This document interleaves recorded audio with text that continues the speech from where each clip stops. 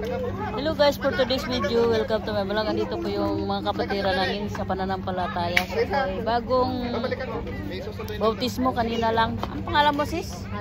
Alma, si Ka Alma. Siya po ay dating kaanib na. Ito po ay bagong convert. Oh, ilang taon na ba? Matagal na po. Matagal na! Ah, maganda. Nasa loob ng kawan lang.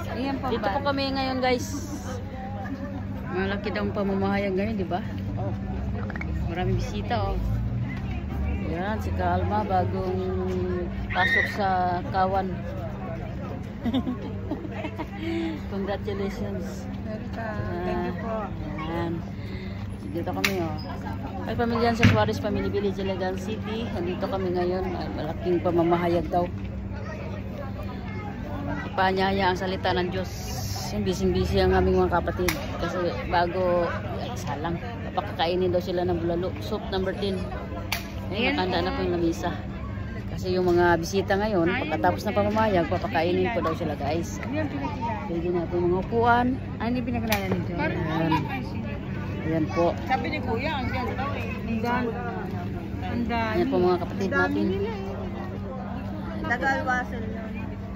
Sabay po na ako sa inyo lahat dyan. Sa hindi pa kanip, umanip na kayo at magsuri. Laging gustong pumupunta doon. Wala naman sa pilitan. Sa trabaho natin. Kasi ang kaligtasan ay nasa iglesia ni Cristo lamang. Diba?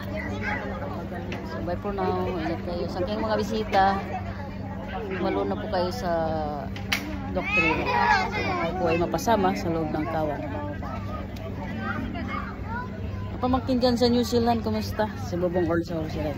Sa King Bigati, kumusta na kayo dyan sa Suarez, Iligan City? Andito kami. Wala lang naman ang taas.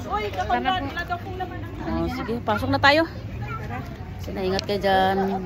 Jilin, sa aking bay. Kasama ko sila na Team Universal lagi na rin sa Jesus Christ. Pasok. Sige na, pasok na tayo. Babay na, babay na.